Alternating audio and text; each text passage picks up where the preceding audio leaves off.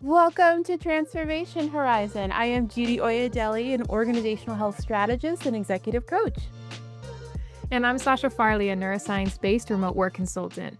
In each episode, we discuss how to integrate human flourishing into the ways we work, helping both people and organizations thrive together. Join us as we explore our transformation horizon. Hello, Judy. Hi, Sasha.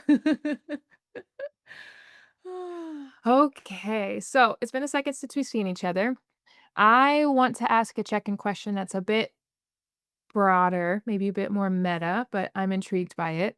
Okay. Essentially, I want to know, what have you been doing lately that makes you feel the most human? One thing immediately comes to mind.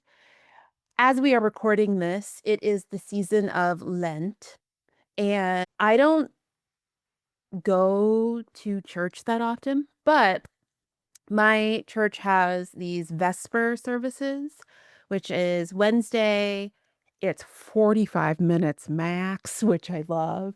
But it's in like the tiny side chapel, which has like a wonderful retro feel, like stained glass windows. This is a Presbyterian church, but it's a beautiful building, and we're just sitting in chairs and we like sing a couple songs a cappella. Like there's no like real accompaniment to it. It's a real like get in, feel connected to people in that moment on a Wednesday evening.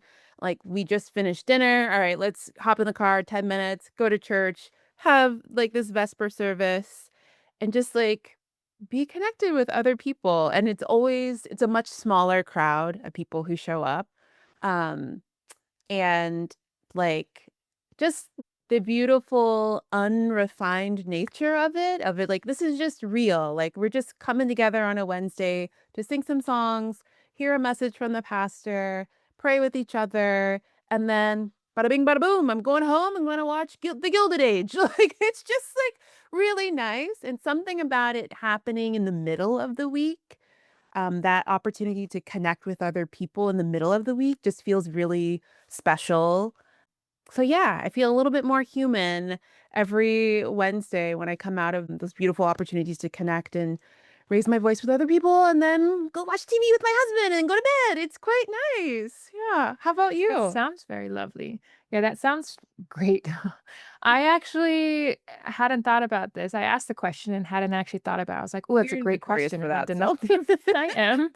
Let's see. I mean, I feel like it's tied to what you were saying around being with other people in an unstructured sense. I think the chaos of connection, not the chaos of societal bureaucracy, but the chaos of, like, when you're with people and you don't have a plan, and it's just random and you just go with the flow. Yesterday, we were in Viejo San Juan, and we had dinner, and then we just wandered the streets, and it was so beautiful and so random, and so let's turn left here and turn right here, and just talking about whatever came up in our minds, and it just felt so connected and so human to be in those moments, where there isn't a structure and you're just going with the experience of it. I felt really special, and so I think that's kind of the magic of feeling human, is that lack of structure, which it kinda sounds like is sort of where you have too, which is maybe something there. Yeah, I think so. There's something very human about messiness and not worrying about it. Hey, you know what? It'll work out. It'll be it doesn't have to be perfect. It's human. That's what makes it special. Okay, I think this is a great kind of segue for us into this question that we have been asked and we can play around a little bit with. So, but we haven't talked about it yet, Sasha. So, we're going to talk about today the big thing, the big annoying thing that everyone keeps talking about, AI. Ooh. So, the question, as AI becomes more embedded in our everyday work, what does responsible human-centered use actually look like? How can organizations ensure AI supports employees rather than making work feel more surveilled or rushed or dehumanizing? So for all you organization development people listening, we are not talking about appreciative inquiry. We're talking about You artificial wish. intelligence. I mean, this topic has been talked about a ton, and I think when I put my neuroscience brain around it and my neuroscience lens like I always do, for me, I feel like the most important part in the AI conversation, which I'm not sure we're having enough when we talk about AI adoption, is the impact that it has on our brains and the way that our brains work. Mhm. I it Our brains are really lazy in the sense that it likes efficiency in terms of not wanting to do work that it doesn't have to because it uses a lot of energy, and from a living organism perspective, you don't want to waste that energy Mhm. because historically it's been hard to get food to replace it. The challenge, though, when we talk about AI is that AI is a fantastic place for us to offload a lot of our cognitive work and our cognitive effort. So there's four more main areas that I think we really need to be considering when we think about applying AI in a way that can help us center on the way that our brains work and protect against some really obvious risks that are already getting some data to support them. The first one is around designing for net cognitive relief, not just speed. So a lot of the times we talk about AI in terms of it can make our work faster, which in some cases it can, but that doesn't always relate to our cognitive mental load. So the fact that it happens faster doesn't necessarily mean we're doing less work cognitively. And if we are doing less work cognitively, sometimes it's not good. Sometimes we are offloading the wrong things. So there's been a lot of studies in 2025 that essentially shows that frequent AI use decreases and streamlines your choice and mental effort for sure, but it also, with increasing usage, it's associated with significant reductions in our cognitive engagement in terms of critical thinking Mm. and in terms of cognitive offloading. And what I mean by cognitive offloading is actually something that we all have actually experienced or seen. So I'm just going to use a non AI example to kind of highlight it. I don't know if you've known couples who have been married for a very long period of time, and one couple seems to remember all the dates, and another person seems to remember everyone's names or something like that. Everyone distributes differently. What happens when you live with someone for long periods of time, your brain starts to recognize that it doesn't need to remember the dates because I can always ask my partner. And then the other partner realizes, I'll remember the dates, but I don't have to remember the names because my partner is really good at names, so I don't have to think it. So this isn't a conscious choice about being lazy. It's just that our brains start to think, I don't have to do this because this other person's going to do it and we're a unit. So why do it? Collectively, societally, socially, we're always together. Our brains are hardwired for that. So AI is basically being treated as an extension of that. It seems like even from very short uses. So even in studies where it's literally the usage within a couple of hours, our brain is very quick and very tempted to offload our cognitive load onto AI, which is incredibly dangerous for a number of reasons. I'll talk about it in one of the other elements we need to be thinking about. I think it's also important we use AI a lot when it comes to decisions, but making decision support around AI really transparent and calibrating it effectively is incredibly important because, like I said, our brains want to offload this activity, but there has been some studies that when you use AI to make decisions, there's a lot less trust involved in it and actually increases stress and cognitive load in the brains and increases our need to monitor the data and the AI that is happening, which actually increases strain. So when we think about decision making, it's really important to understand how it's making the decision, why it's making the decision, and in which ways is it making the decisions, and which decisions should we be making. In the Mhm. news right now, there's big questions about which decisions AI should be making, and these are actually really important conversations to be having. The other piece that I want to talk about, and I did tease at this, is there is a real risk of de-skilling with the use of AI. So yes, you're offloading your cognitive load, but that can actually de-skill our own brains. And there's some studies that have been coming out that have real world impacts about this. There's studies with radiologists who are looking at diagnosing colonoscopies through polyp detections in medical imaging. And what they found is from pre-use of AI to help identify and diagnose polyps within the scans to post use of AI, there's actually a significant 6% decrease in the radiologist's ability to identify the polyps within the scans when not using AI. So what that essentially means is before they used AI, they were better at interpreting the images than after they started to use AI to do it. And what means is when you don't have AI for whatever reason to do it, say the systems crash, say whatever, and you are needing to do it by hand, you are literally descaling people by the use of this. And that's just one very specific example. Mhm. And the question then gets begged, what else are we deskilling ourselves on? And what's the impact of deskilling that? Sure, some skills that we have maybe aren't the most crucial for the success, and it's okay if technology or an AI tool takes over that skill, but we need to be conscious about what exactly we are de-skilling ourselves about so Mhm. that we are not then losing all of the hard-earned knowledge and work that we have gathered over time. And then the last piece I think that is also incredibly important is as we integrate AI tools into the workplace, we are seeing more and more uses of it in a surveillance way and in an algorithmic way, designed and managed in manners that should seem to improve performance and people's ability, right? When you're gonna be applying AI, you wanna know how often people are using it. When you wanna use AI, you wanna get a sense of what work is it good for, what work is it bad for, how is it being successful, how is it not being successful? But our brains do not like surveillance in any form. So it doesn't actually matter the reason why Yeah. you are doing it. Surveilling you and knowing that someone is looking at you, even if you are a high performer, increases your stress levels and then decreases your mental performance. So it is also important when we think about layering these things on in terms of how we are introducing these practices, in what ways are we doing it, how are we building trust within the team so that they trust the surveillance needs honestly to design better and better systems for people, and and also the overall impact it's having on the ways our brains are literally functioning, because in the end our brains functioning is still one of the key drivers for success and innovation in the world today. And so I think it's kind of important when we talk about human-centered AI adoption. So it's a kind of a big picture, but those are some of the major things that seem to be coming out. There's a lot more concerns when in terms of and potential impacts for how it might impact the brain. But those are some of the big highlights for me. Sasha, you're my brain friend. I love that you can always bring in, like, to any topic that we're talking about, like how our biology, the brain, and how that then impacts how we as human beings are responding to these innovations and changes in our environment, in our work environment, especially.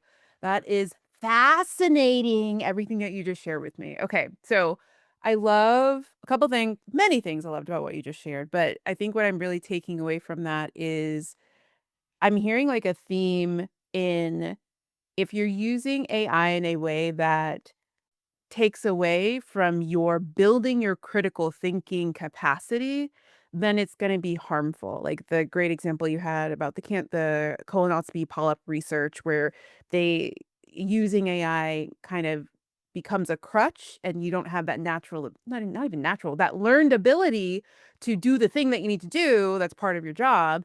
Like, so be thinking about that. So it's all coming to me about this idea of how can if we have the framing of AI is a tool to support our learning, not to replace our learning, to support our critical thinking, to support our critical thinking and decision making, not replace it. I think that feels like the big kind of message I'm taking away from that. And you've all this research that's saying, yeah, don't don't replace your brain with AI. That is not going to help you in the long run. I love that. Or at least be more conscious about when. That's Yeah, the big yeah. question. There are definitely some. Okay, I will give like a personal example of one thing that I'm like, I am not thinking about this ever again. Excel formulas. I love a Oh good my magical spreadsheet.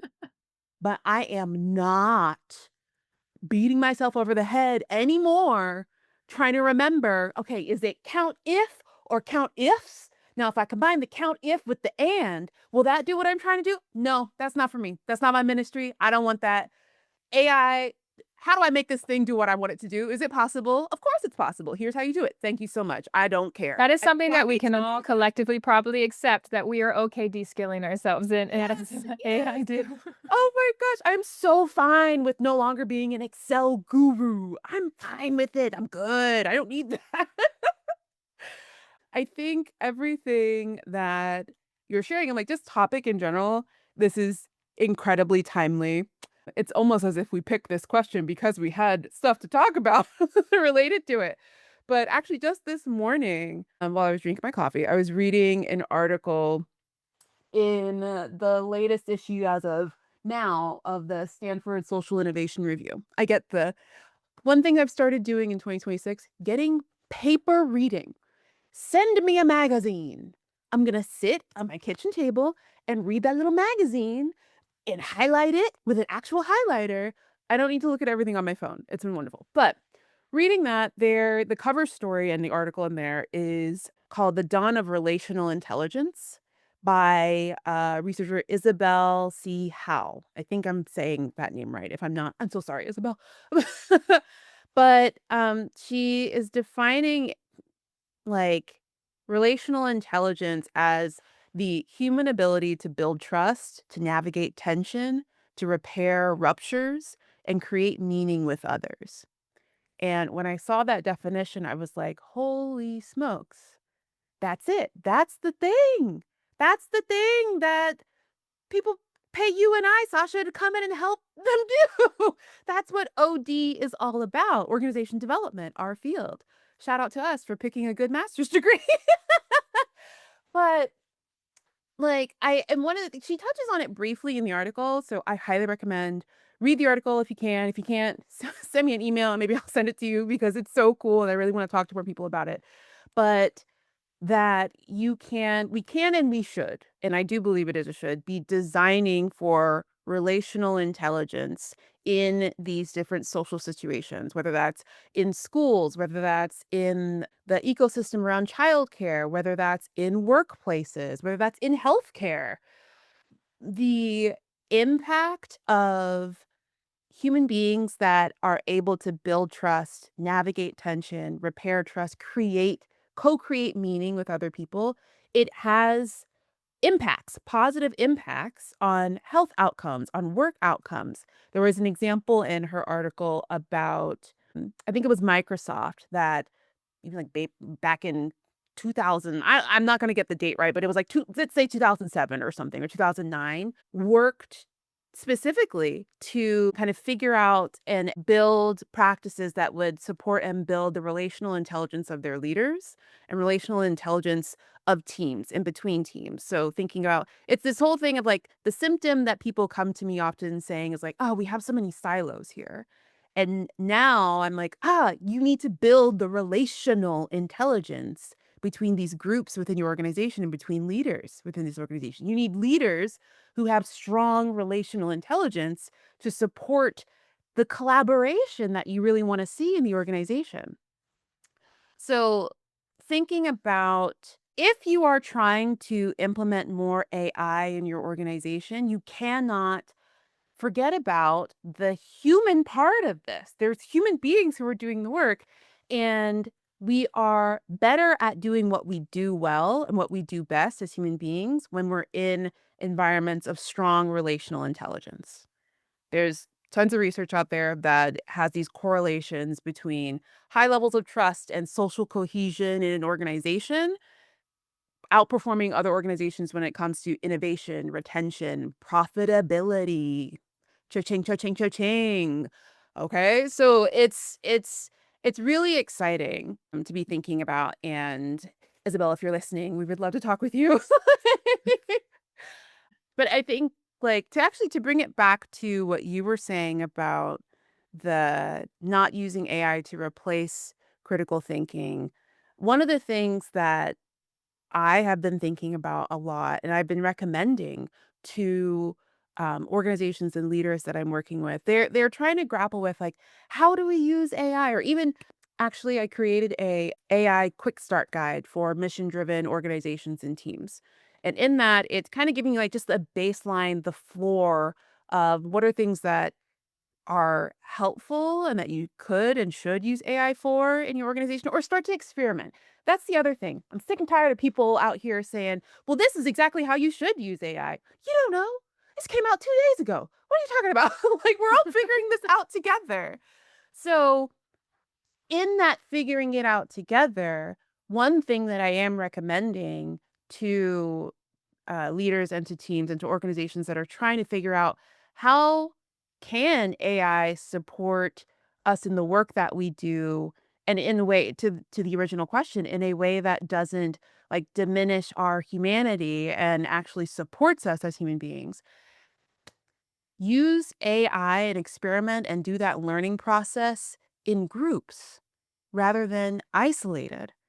So I was working on strategic planning with one organization, and I was using AI, and I was kind of just through the process of working with them, teaching them about how you can use AI to support your critical thinking.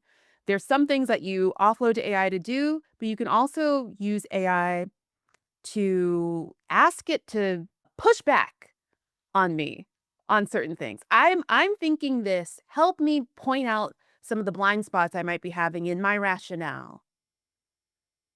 So that's one thing you can do just on your own, but imagine what that would look like if a group of leaders sat in a room, pulled up a computer, got Claude running, gave it the context that it needed, and said, as a group, these are some of the things that we're thinking about here. What are we missing? What are we not seeing that we should also be considering? Yeah. Using it to support that group sense making, group meaning making. Huzzah! That sounds so fun. Yeah. Ah, I love what you say around choosing how you wanna use it and choosing how you want to be thinking as a group. So what thinking do you want for the group? What do you need to help you do that? What is worth your time to do based on all the different demands in your life, right? What is important for you to understand about the limitations of the tool you're gonna be using to know if it is good or not to or how to ask it. But yeah, it's not about AI or humans. I see so much potential when it comes to the ability to use AI to make our lives as humans better. The question for me is that we just have to be asking it with the human in the center. We mm, just have to be asking it, what do we want it to do for us? What do we want it to do for our employees? How do we want AI to help our employees work better? Not how do we want AI to help our business? mm, Like, because it's a very slight distinction, and yes, I know business is all about profit, but businesses are not gonna be able to run fully on AI for at least a couple years. I know it's fast, I know it's really rapid the way it's developing, but you still are gonna have to have people in the loop, including yourself in the loop. Even if it's just you running your own business, you are still a human in the loop of this. And so asking what you need the technology to do to help you do the things that you want? And the answer might be different for a lot of different people because, like, you are perfectly fine descaling yourself on Excel. Maybe someone gets a lot of meaning from doing that sort of stuff, and exactly. then they don't want to offset. They want to offset maybe the qualitative data analysis part because they hate reading that, but they want to do the whole Excel build out, while other people be like, someone AI use the Excel build out, and I want to read the data because I like that. And Mhm, I think that I can do it a little bit better while using tools to help me. There's ways you can do both and. mhm, It's all about just thinking about that and centering that first. And in an organizational and business level perspective, I think leaders need to be asking, what do I want? What is the unique benefit for me and my company of the people that I have that can help me stay competitive, that can help me stay innovative, that can help me stay successful? And then how can I use technology to offset that? What things do we want to descale our people on? Because a waste of their brain power. Scheduling meetings. I will say this to the day I die. I want a tool that is makes scheduling meetings automatic. mhm, Like all these different things, there are things that are wasting our brain power that are not worthwhile. Why don't we start there and then start building it all together? And I think to your point when you talked about relational intelligence, that's like yes, because as I said, the use of AI requires experimentation, as you called out, and experimentation requires data gathering, which requires surveillance, quote unquote, of how you are using the technology. And you are going to have noise in the data if you don't have the trust that what people are doing and why you're gathering the data is for my best interest, not the business bottom line's best interest, mhm, or my best interest and the bottom line, but my best interest is at least equal to the business's bottom line, right? Like that's what we need to be considering when we're doing this. Otherwise, you're going to get a bunch of pushback. Adoption's going to be messy. Your data is going to be messy anyways, and you're not really going to be learning what works and what doesn't work because you'll run an AI pilot and no one will be using it, so it'll look like a failure when mhm, it might have been a success. It was simply a failure because people didn't feel comfortable using it, and then we're all just stuck in this place where it's messy and we don't know what to do moving forward. mhm. I recently had a really good, kind of an illuminating for me conversation with my virtual assistant. He's awesome. Love this guy. And he's really good at he's so much more in the know about this AI tool and this thing, and we can automate this and the workflow, Sasha, the workflow. So like one of the things that I wanted to do this year is bring in and start working with a designer. Someone, because that's one of the things that I know that AI is not great at, like actual design work. But I was like, I want to work with a designer. I want to bring in somebody that I can like have a conversation with about what I'm trying to get to. And they have knowledge that I do not have. And they can translate into something that doesn't look like crap. Like, and I was talking to my virtual assistant about this, and he was like, "Oh, but there's this AI tool and this AI tool, and we could do it ourselves." And I was like, I was trying to something made me pause, and I couldn't quite figure out like what it was. And I was like, logically, I know it makes sense to try and do this ourselves. It'll probably be cheaper. It'll maybe even be worth the time investment of figuring it out. Finally, it hit me. I don't wanna create this by myself. I wanna work with another person. I wanna do a creative project with another person. I wanna be in community and relationship with somebody else. I wanna be on a team with somebody else, working to create something really cool and making, like, a vision of something that I have in my mind come to fruition. I want to create with another person. I don't wanna do it alone. So, like, I want to. I don't have to. I don't necessarily need to. I want to create with another person.